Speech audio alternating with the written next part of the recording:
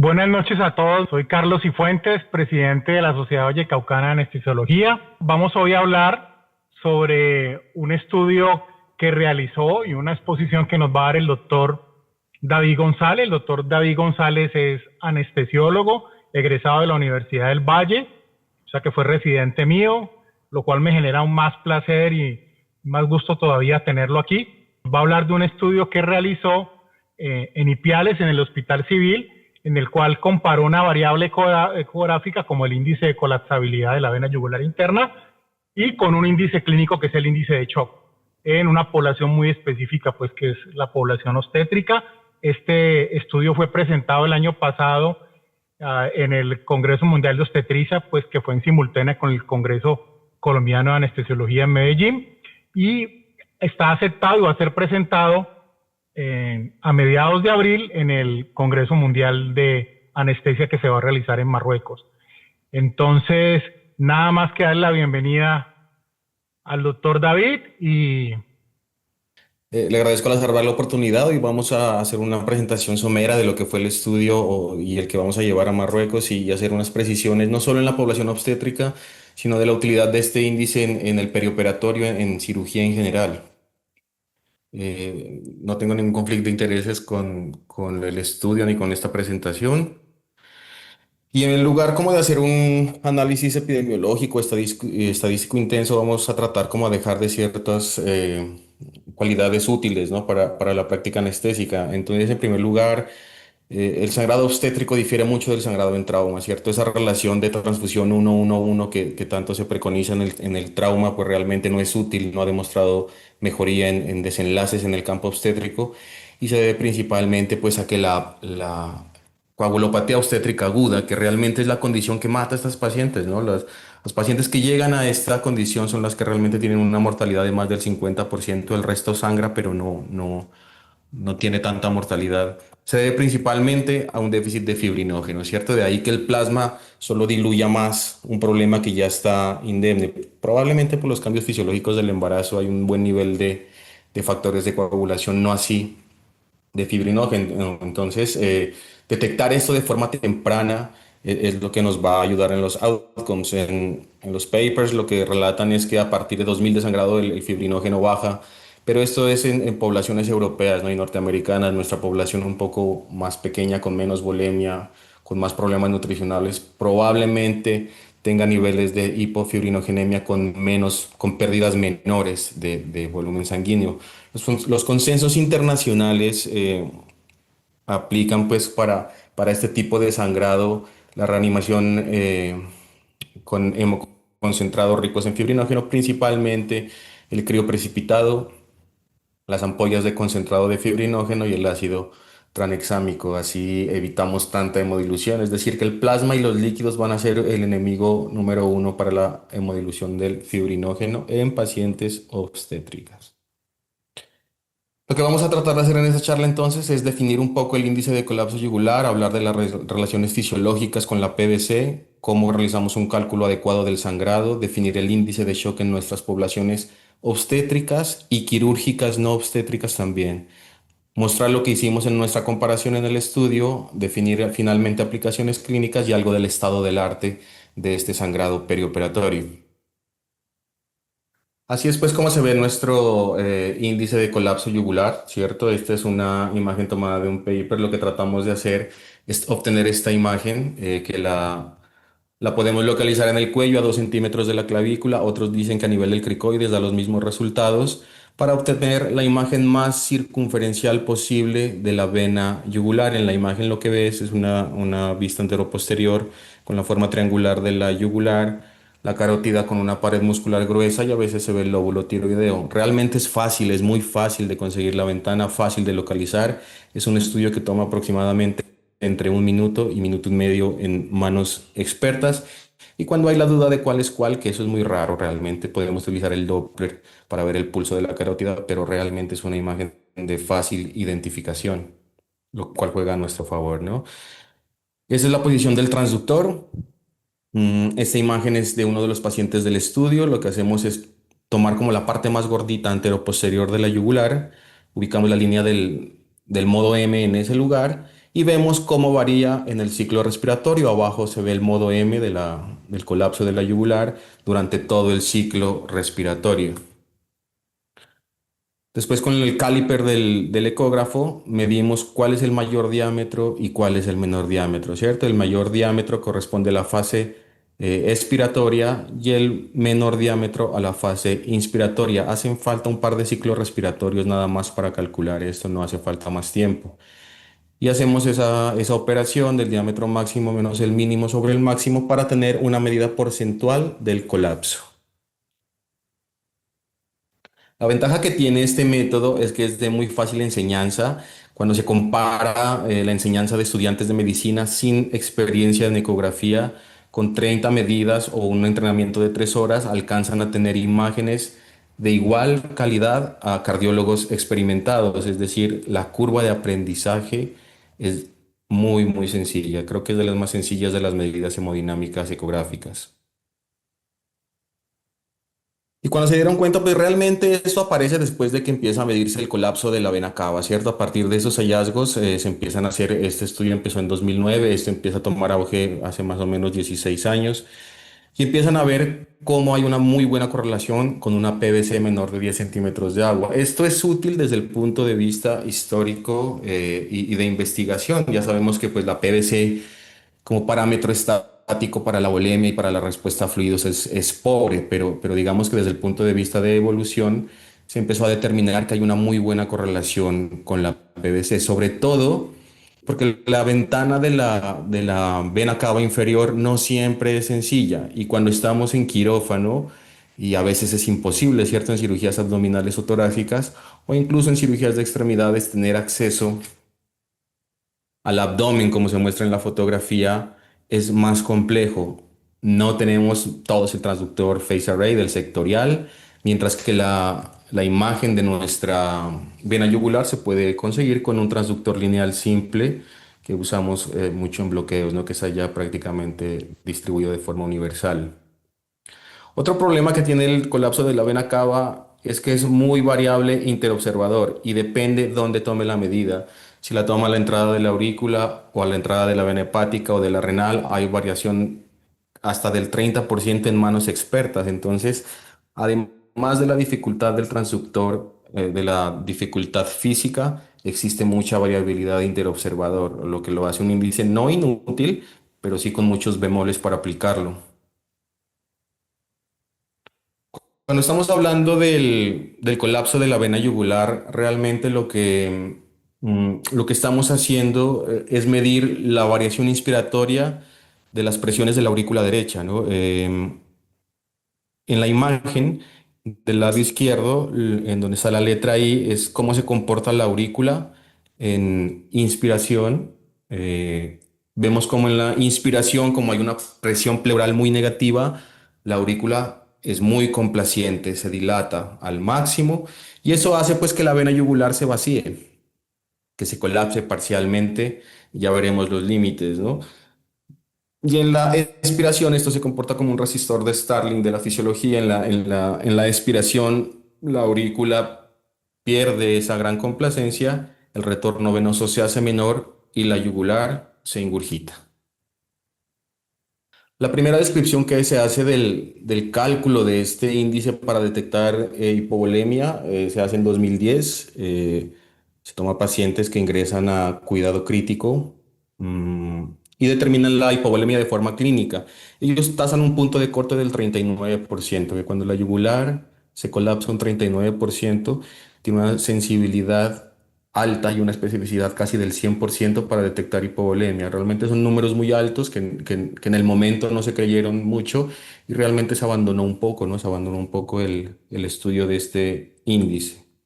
Sobre todo cuando trató de equipararse a la PVC, conociendo que la PVC es un mal marcador de volumen y de volemia, empezó a abandonarse un poco el cine. No obstante, el colapso de la yugular nada tiene que ver con la PVC para el cálculo de volemia, debido a que el índice de colapso yugular es un índice dinámico, no es un índice estático, y se explica por las capacidades complacientes del sistema venoso. El sistema venoso alberga el 60% de la volemia, es muy distensible, Y eso quiere decir que pequeños cambios de presión dan grandes cambios de volumen, o lo que es lo mismo, grandes cambios de volumen producen mínimos cambios en la presión. En la gráfica lo que podemos ver es la curva de complacencia del sistema venoso. En el punto rojo podemos ver cómo hay un cambio del 40% ya del volumen venoso en un sangrado, mientras que la presión venosa central apenas se afecta, no alcanza a afectarse ni siquiera un centímetro de agua. Eso habla de que el cambio del diámetro es un marcador temprano, no así el cambio de presión, es decir, que los cambios de volumen predicen hipovolemia y los cambios de presión no lo hacen, o cuando lo hacen ya de forma tardía. Por lo tanto, el cálculo de la PVC no es equiparable a nuestro índice porque es un índice dinámico y por lo que acabamos de hablar de la complacencia venosa. Eh, a partir de aquí empiezan a tasarse diferentes puntos de corte. Realmente a hoy no hay ningún punto de corte universal, pero la mayoría de pacientes, o la mayoría de estudios, perdón, tasan un punto de corte de entre el 30 y el 40% aproximadamente para definir la hipovolemia. En verde están marcados los puntos de corte de los estudios con mayor tamaño muestral que se han definido más o menos desde el 2010 hasta la fecha. Como pueden ver, los puntos están entre el 30 y el 40%. Los estudios que no están marcados con el punto verde son estudios que hicieron para determinar correlación con la PVC, ¿cierto? Entonces, para correlacionar con la PVC son puntos de corte más bajo, pero ya dijimos que si bien en investigación pueden ser útiles, en la aplicabilidad clínica mm, y para la predicción de volemia, pues poco nos importa, ¿no? Realmente la correlación con la PVC. No así cuando queremos hacer un índice dinámico, como el índice de colapso yugular. Cuando hacemos el índice dinámico, sí los puntos de corte son más elevados y sí nos hablan de cambios agudos en la volemia. Entonces, digamos que un punto de corte estándar hoy es entre 30 y 40%. De otro lado, pues el índice de shock, si bien en trauma tiene una evidencia amplia y bien soportada, que no es más pues que la división de la frecuencia cardíaca y de la sistólica, cuando es mayor a uno, pues nos habla de mayor mortalidad, de requerimiento transfusional, de mayor tiempo en cuidado intensivo y de una estimación adecuada de pérdida sanguínea. Esto trató de llevarse al campo obstétrico, pues diciendo que si el trauma era una pérdida aguda de sangre y si en obstetricia tenemos una pérdida aguda de sangre, pues es lo mismo, ¿no? Pues sí también sirve. No obstante, a partir de aquí nuestro grupo empezó, de acuerdo a los protocolos institucionales que utilizaban el índice de shock para definir la reanimación en sangrado obstétrico en cesárea, empezó a no utilizarlo debido a que, pues bien sabemos que en el campo obstétrico la raquídea, los uterotónicos, en fin, los diferentes anestésicos que usamos, incluso en anestesia general, impactan directamente en la frecuencia cardíaca y en la presión arterial sistólica, aun cuando el paciente no ha sangrado un solo mililitro, ¿cierto? Entonces, no es lógico usar un índice que se basa en signos vitales cuando nuestro acto anestésico los afecta directamente, ¿cierto? No había nada escrito aún, pero digamos que por un análisis crítico no es coherente usar este tipo de índices en un paciente que aún no ha sangrado y que ya tiene afectada su frecuencia cardíaca y su tensión arterial sistólica al inicio del acto anestésico. Más aún, el índice de shock en pacientes obstétricas ha tenido muy poco estudio en cesárea, específicamente en cesárea. En parto vaginal tal vez la evidencia sí es un poco más fuerte porque no, pues no usamos anestésicos, pero digamos que en cesárea la evidencia es heterogénea, hay series muy pequeñas y pues ya conocemos el efecto de los anestésicos y de los cambios fisiológicos del embarazo en la presión arterial sistólica y en la frecuencia cardíaca. Este estudio salió hace un año, es del grupo japonés. Ellos hicieron la misma pregunta y pues se propusieron demostrar la poca utilidad del índice de shock en las cesáreas. Una serie de más de 300 pacientes con un diseño metodológico bastante bueno, publicado en una revista de primer cuartil. Es un estudio de muy buena calidad. Lo que ellos pudieron demostrar es esto. Tienen cuatro grupos. El grupo A que sangra solo 500, el de 500 a 1000, el C de 1000 a 1500 y el D que sangra más de 1500.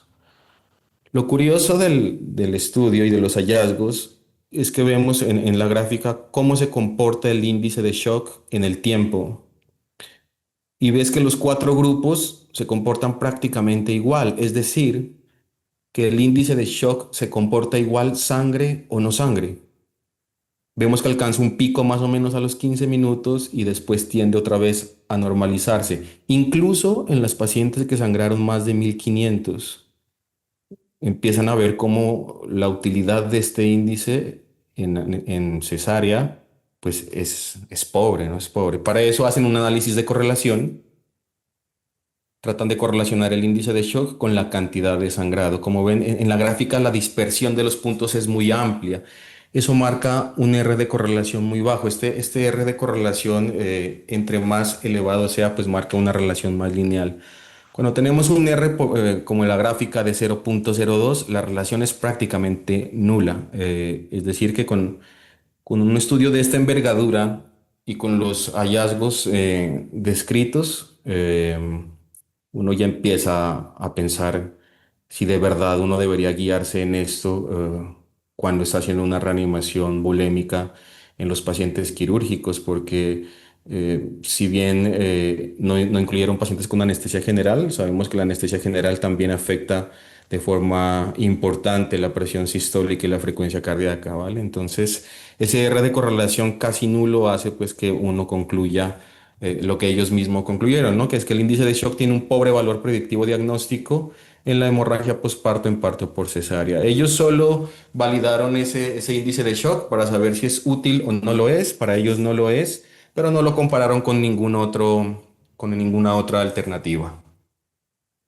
¿Qué nos queda entonces? Pues los métodos que siempre hemos utilizado, que es el método de cálculo gravimétrico, que es pesar las compresas y sumarlo al volumen que tiene el canister, ¿no? Los métodos, eso es un método de cálculo. Previo a eso, lo que siempre hacemos en quirófano es un método visual, que es el más usado, es fácil, es rápido, es barato, pero empeora entre mayor sea el sangrado. Hay errores mayores del 50% cuando el sangrado supera los 1500, que es cuando más exactos queremos ser, ¿cierto? A pesar de que es bueno, pues es muy inexacto. Es curioso que cuando se estudia la capacidad de los especialistas, eso está estudiado y descrito, es el anestesiólogo el que tiene, ¿no?, la mejor capacidad para discriminar visualmente este tipo de sangrado. Incluso anestesiólogos no expertos, residentes en preparación, dan una tasa más acertada de sangrado que los especialistas de otra especialidad. Es decir, estamos en la obligación de dar un sangrado más exacto, somos los más indicados y ya está medido y calculado y demostrado. Los métodos de cálculo de pesaje que generalmente se usan en centros de alta tensión obstétrica o de cirugía mayor, si bien son más exactos que el método visual, tienen una complejidad operacional de tomar las compresas, de pesarlas, de las grameras, de conocer el peso de las compresas secas. Eso lleva tiempo, y en el evento de un sangrado agudo, pues ese tiempo es importante, ¿cierto? Entonces, a pesar de que es más exacto, no se usa universalmente, sobre todo por la complejidad operacional y el tiempo que involucra realizarlo. El gol estándar claramente es la colorimetría. Podemos con colorimetría determinar qué cantidad de hemoglobina hay. No obstante, solo en el campo de investigación, los colorímetros son aparatos grandes que toman más o menos entre 1 y 2 horas para determinar la cantidad de hemoglobina. Así que, si bien es el gol estándar, por ahora no hay aplicación clínica de la colorimetría.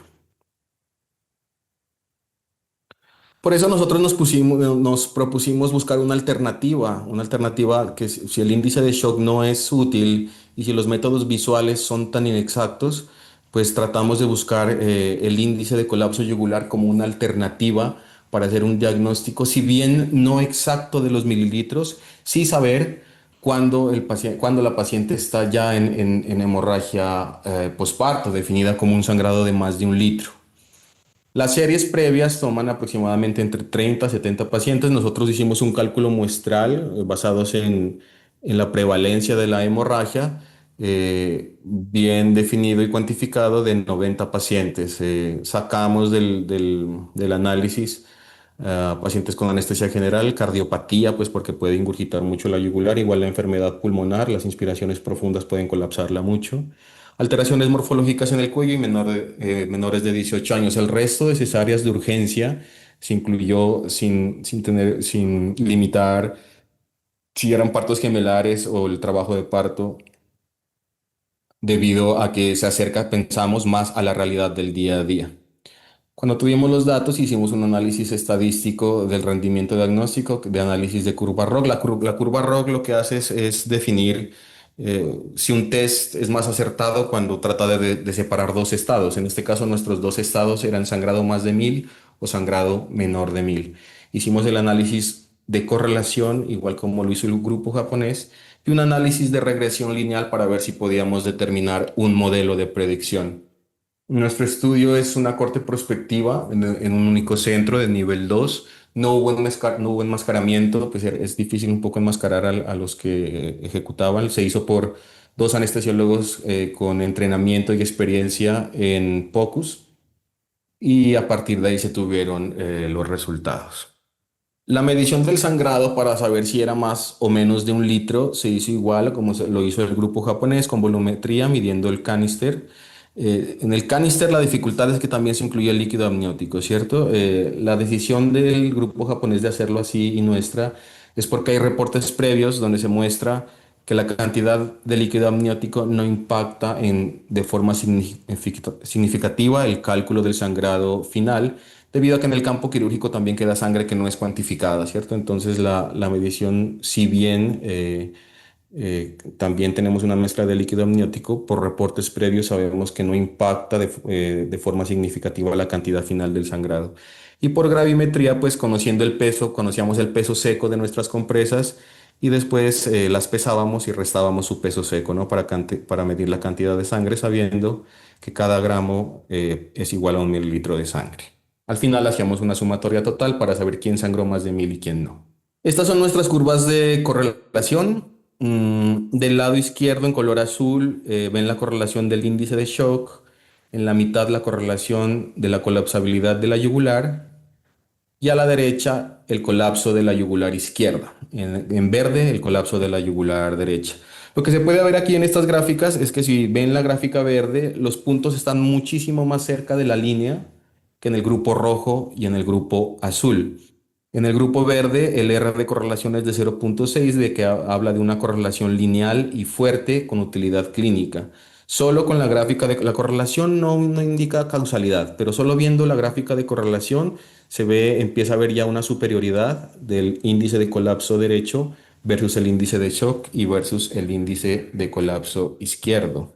Y este es pues como el hallazgo más importante, que es el análisis de nuestra curva ROC. En rojo se grafica el rendimiento diagnóstico del colapso de la yugular derecha, en azul el índice de shock y en verde el índice de colapso izquierdo. Es evidente la superioridad del índice de colapso derecho para determinar hipovolemia en la paciente obstétrica. El área bajo la curva difiere, a pesar de que hicimos claramente medidas estadísticas de diferencia, solo visualmente uno es capaz pues, de determinar que el índice de colapso derecho es superior a los otros dos índices. Para obtener el punto de corte, nosotros usamos un método estadístico que se llama el índice de Youden. Lo que hace este índice es tratar de equilibrar un punto en donde la sensibilidad y la especificidad estén más equilibradas y en el punto más alto. Nuestro punto de corte fue 31%. No buscamos otro más, podríamos llevarlo también a 40%. Cuando llegamos a 40%, la especificidad es como del 95%, pero nuestra sensibilidad cae mucho. Entonces, creemos nosotros pues, en nuestro grupo que el 31% es un punto de corte óptimo, sobre todo porque la mayoría de estudios toman este índice de colapso con el paciente a 30 grados, ¿no? Porque se hace sobre todo en UCI. Nosotros, como no teníamos esa opción, lo tomamos con la paciente en supino Lo tomamos una vez, el ginecólogo nos informa de que del sangrado controlado y una vez termina la histerografía. En ese punto tomamos nuestro índice y el punto de corte óptimo es del 31% para nuestra corte con con la relevancia estadística graficada, ¿no? El índice de shock ni siquiera alcanzó una relevancia estadística y el del colapso de la yugular izquierda, pues la alcanzó, pero con menor sensibilidad y especificidad que el de la derecha. Esto se debe principalmente a que anatómicamente, pues la yugular derecha recibe un mayor flujo sanguíneo en la mayoría de pacientes. Además, calculamos la razón de verosimilitud. Esto nos dice el likelihood ratio, que nos dice cuando un paciente tiene el evento, qué tan probable es que de verdad tenga un sangrado más de 1000, ¿no? Lo más llamativo de esto es el valor negativo de 0,13. Eso prácticamente te dice que si el paciente no colapsa más del 30%, tu paciente no está en hipovolemia. El positivo es moderadamente fuerte, pero digamos que en nuestra corte el hallazgo principal es ese, ¿no? Que si tu yugular no colapsa, tu paciente no está hipovolémico definitivamente. De las pacientes que sangraron más de 1000 por protocolo institucional, se toman gases arteriales y esto realmente no se incluyó en ningún modelo predictivo, es más bien un sustento fisiológico. Lo que se ve en la gráfica es que cuando el paciente tiene un colapso de más del 31%, la gran mayoría, más del 80%, tienen una base exceso menor a -6. Esto lo que nos da es un sustento fisiológico de decir, no solo es una variable anatómica, no solo es el diámetro de un vaso, sino que también tenemos un criterio de perfusión, donde vemos que el que colapsa más de 30%, el 80% tiene una base exceso menor a -6. La conclusión de nuestro estudio es que el colapso de la vena yugular derecha demostró una capacidad discriminativa superior para predecir sangrado mayor de 1 litro en comparación con el índice de shock y el colapso izquierdo. Nuestro punto de corte de 31% mostró una sensibilidad elevada y una buena especificidad. Y pues con la razón de verosimilitud indicamos que es una excelente herramienta para descartar sangrado significativo, para descartarlo, y muy fuerte para predecirlo, ¿no? Pero digamos que en la aplicación clínica, el bemol de esto es saber si esto me da respuesta a líquidos. Lo que queremos saber finalmente es saber si ese colapso mayor del 30% es un buen predictor para respuesta hídrica en pacientes con ventilación espontánea. Y la respuesta es sí. Aquí me disculpan las imágenes del último metaanálisis que se realizó comparando el colapso de la yugular derecha con el colapso de vena cava y muestra que no hay ninguna inferioridad, con la ventaja de que es más accesible, de que es más fácil de hacer, es más fácil de enseñar y que con el transductor lineal en el perioperatorio se puede realizar en un par de minutos sin necesidad de ir a insonar la vena cava. Estos son unos puntos de corte arbitrarios que tomamos en el grupo y proponemos en nuestro estudio. Realmente esto, como ven, es una cosa que apenas lleva pocos estudios, no hay todavía un número suficiente de pacientes para establecer un punto de corte internacional y sobre todo los estudios son muy heterogéneos. Pero digamos que basados en lo que ya se ha escrito, podemos establecer estos puntos de corte, ¿no? Cuando hay un colapso de más del 30%, la capacidad de predicción de hipovolemia es alto y posiblemente la respuesta a fluidos también lo sea. Eso todavía no está dicho, es solo como una coherencia clínica, habrá que demostrarlo y también dependerá de la curva de rendimiento cardíaco, pero digamos que con los hallazgos descritos es probable que el paciente sí responda. Cuando es menor del 10%, pues probablemente tu paciente esté congestivo y con alta probabilidad no esté con un sangrado activo cuando colapsa menos del 10%. Y el 10 al 30%, digamos que es una zona gris, podría ser normal, pero eso dependerá del contexto clínico. Los porcentajes que mostramos también tienen utilidad en la guía del manejo hídrico. En un paciente con un sangrado agudo, severo o con una sospecha de déficit de precarga, la idea es capturarlo con bolos de líquidos hasta obtener un colapso menor del 30%. Los nefrólogos ya hicieron esto y miden en diálisis. Los pacientes que colapsan más del 30% son los que más se hipotensan y más se hipoperfunden y obligan a detener la diálisis. Esto también es una coherencia clínica, habrá también que demostrarlo, pero del otro lado, podremos decir también que si un paciente está con déficit de precarga o con un sangrado agudo, la idea es hacer unas mediciones seriadas y llevar a la yugular a que colapse menos del 30%. Posiblemente en ese punto tu paciente ya no necesite más líquidos, ¿no? Posiblemente cuando colapse menos del 30% sea un punto suficiente para parar la reanimación hídrica agresiva. Cuanto al estado del arte de esto, es precisamente lo que estamos hablando. La reanimación hídrica probablemente será apuntada hacia allá, hacia el colapso de la vena yugular. La vena cava inferior, por la dificultad, está entrando pues en desuso. Realmente creo que pocos hacemos eso, al menos en quirófano.